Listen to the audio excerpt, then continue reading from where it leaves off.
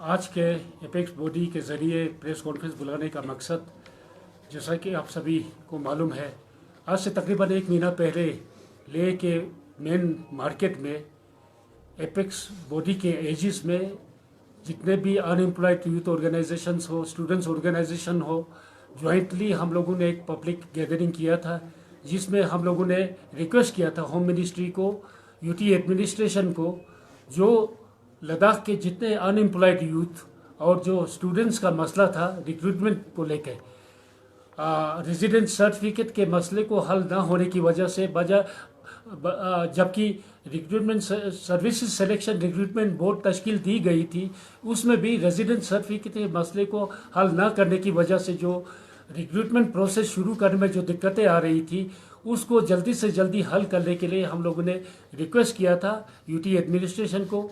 और साथ ही साथ हमने ये भी कहा था कि 1 महीने के अंदर अगर इसका हल नहीं होता है तो पूरे लद्दाख में अनएम्प्लॉयड यूथ और स्टूडेंट्स ऑर्गेनाइजेशन के हक में एपेक्स बॉडी पूरी तरह से, चाहे हमें एजिटेट करना पड़े, स्ट्रीट पे उतरना पड़े, हमने उतरने का हम लोगों ने उनको वार्निंग दिया था और यही रिक्वेस्ट किया था 1 महीने के अंदर इसका हल आप ज़रूर दें।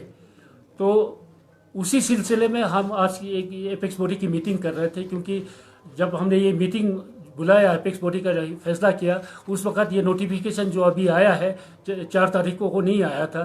तो उसी सिलसिले में स्टूडेंट्स ऑर्गेनाइजेशन तकरीबन 1 हफ्ते से लद्दाख पूरे क्षेत्र में ये लोग स्टूडेंट्स को ऑर्गेनाइज कर रहे थे एजिटेट करने के लिए, जिसमें कि हमारा एपेक्स बॉडी का पूरा उनको सहयोग था। तो उसी सिलसिले में आज की मीटिंग थी। लेकिन हमें खुशी है, हम वेलकम करते हैं कि यूटी एडमिनिस्ट्रेशन ने 4 तारीख को 2 नोटिफिकेशन उन्होंने जारी किया है। तो पहला नोटिफिकेशन जो आया है ऑर्डर नंबर 12 ब्रैकेट में LD ऑफ 2021 डेटेड 4/9/2021, जिसमें रेजिडेंट सर्टिफिकेट का मसला जो है उन्होंने उसके बारे में अपना रूल्स बनाया है, कानून बनाया है, और जो ही ये गैजेट नोटिफाई होता है तो ये कानून लागू होगा। और जैसा कि आपने देखा होगा, सोशल मीडिया में भी बार बार आया है, इस कानून के तहत, इस नोटिफिकेशन के तहत परमानेंट रेजिडेंस सर्टिफिकेट जिस रेजिडेंट यूटी लद्दाख के पास हो वो क्वालिफाई करता है, ना सिर्फ खुद बल्कि उनके जो पूरे परिवार के लोग जिनके पास परमानेंट रेजिडेंस सर्टिफिकेट ना भी हो, वो भी रेजिडेंट सर्टिफिकेट ऑब्टेन कर सकता है और रिक्रूटमेंट प्रोसेस में हिस्सा ले सकते हैं। तो इसके आ जाने से हम उम्मीद करते हैं कि बहुत जल्दी जो रिक्रूटमेंट 2 साल से नहीं हो रहा है, रिक्रूटमेंट प्रोसेस शुरू होगा। इसमें अभी यूटी एडमिनिस्ट्रेशन को 2-3 कदम और लेने की ज़रूरत है। हम उम्मीद करते हैं कि वो भी जल्दी इसके बारे में वो फैसला करेंगे। अव्वल तो जैसा कि आप लोग को मालूम है, सर्विसेज सिलेक्शन रिक्रूटमेंट बोर्ड में रूल्स तो बन गया है, लेकिन उसमें अभी तक नोटिफिकेशन नहीं हुआ है। उसके मेंबरान कौन होंगे वो अभी तक शाया नहीं हुआ है। तो हम गुजारिश करते हैं यूटी एडमिनिस्ट्रेशन से जितना जल्दी हो सके तो रिक्रूटमेंट जो बोर्ड बनने हैं वो बने। और साथ ही साथ जो लद्दाख ऑटोनोमस हिल डेवलपमेंट काउंसिल का जो रिक्रूटमेंट बोर्ड है, उसके बारे में भी कुछ शंका है लोगों के मन में, वो भी क्लियर करे कि किस हद तक, किस लेवल तक लद्दाख ऑटोनोमस हिल डेवलपमेंट काउंसिल इम्पावर्ड होंगे रिक्रूटमेंट प्रोसेस को अपने काउंसिल के एक्ट के तहत, और किस लेवल तक यूटी एडमिनिस्ट्रेशन करेंगे। इसके बारे में भी जो शंकाएं हैं वो भी दूर करें, इसके बारे में भी जितना जल्दी हो सके फैसला करें। दूसरा जो नोटिफिकेशन आया है, जिसके रूप से जो पढ़े लिखे जितने भी आता स्टूडेंट्स थे या अनएम्प्लॉयड यूथ थे, 2 साल तक रिक्रूटमेंट प्रोसेस ना हो पाने की वजह से ओवरएज होने का लोगों की मन में शंकाएं थी। तो उसके बारे में भी हम यूटी एडमिनिस्ट्रेशन का स्वागत करते हैं कि दूसरा जो इन्होंने नोटिफिकेशन निकाला है, उसके रूप से तकरीबन हर कैटेगरी में, चाहे जनरल कैटेगरी में 40 साल पहले मिनिमम एज था, अब उन्होंने बढ़ा के 42 कर दिया है। रिजर्व कैटेगरी में 43 था, 45 कर दिया है। फिजिकली चैलेंज कैंडिडेट्स में 42 था, 44 कर दिया है। तो उसके लिए भी हम यूटी एडमिनिस्ट्रेशन को दिल से धन्यवाद देना चाहते हैं। और हम ये उम्मीद करते हैं जिस तरह से एक पॉजिटिव अप्रोच यूटी एडमिनिस्ट्रेशन ने, हम चाहते थे सारे लद्दाख के निवासी, हम चाहते थे यूटी एडमिनिस्ट्रेशन फंक्शनल हो, और सिर्फ इसी मसले में नहीं, यूटी में जितने भी कानून यहाँ पर लागू होना है, पहले जम्मू एंड कश्मीर जो राज्य के साथ जब थे, जो कानून जम्मू एंड कश्मीर का कानून हो, या चाहे उस वक़्त सेंट्रल कानून जो जम्मू कश्मीर में लागू होता है वो सब लद्दाख में लागू होना था, उसके बारे में भी अभी तक कोई पेशरफ नहीं हुआ था।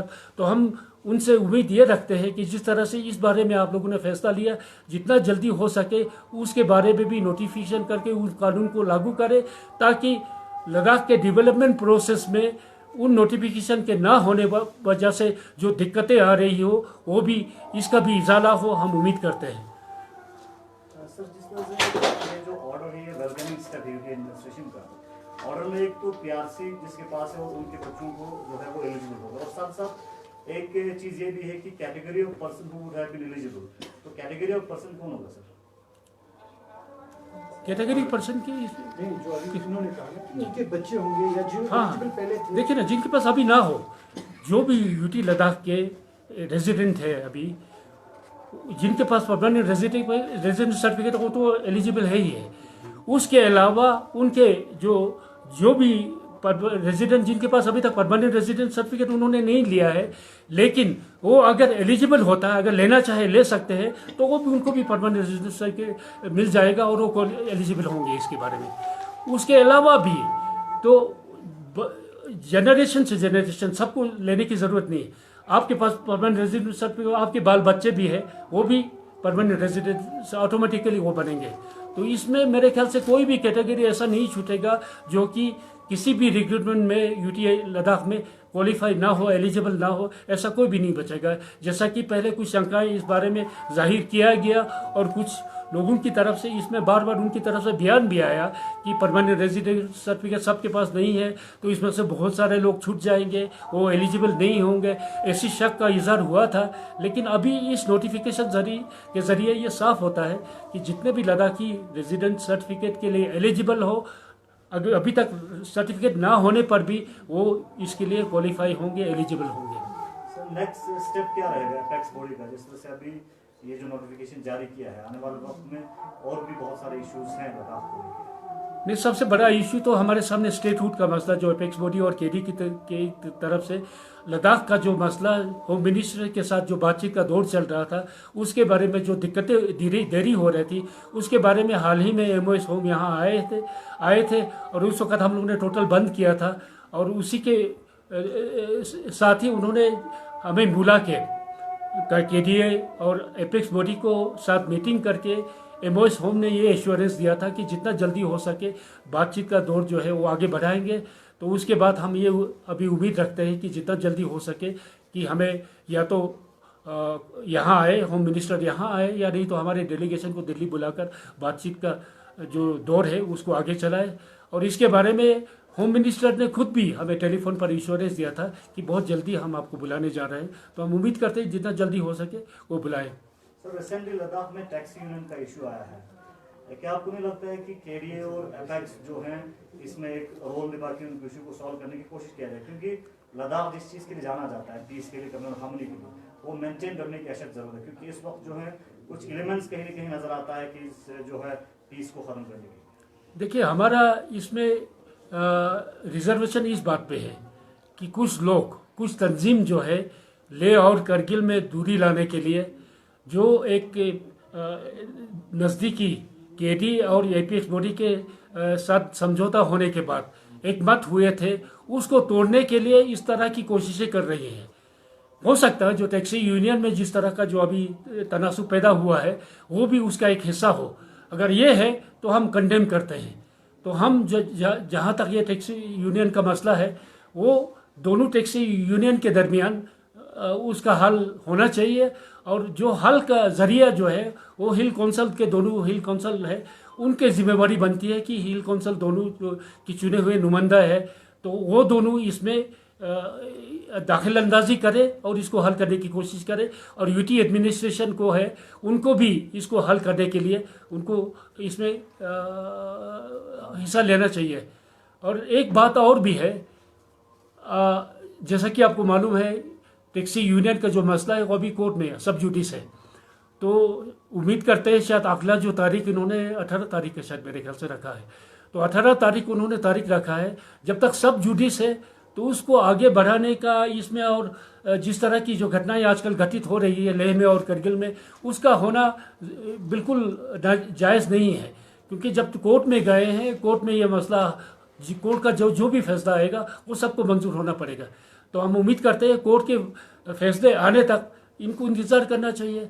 तो अगर उसके बाद नहीं होता है तो हिल काउंसिल 2 है और यूनियन टेरिटरी एडमिनिस्ट्रेशन, उनको बैठ के इस मसले को हल करना चाहिए।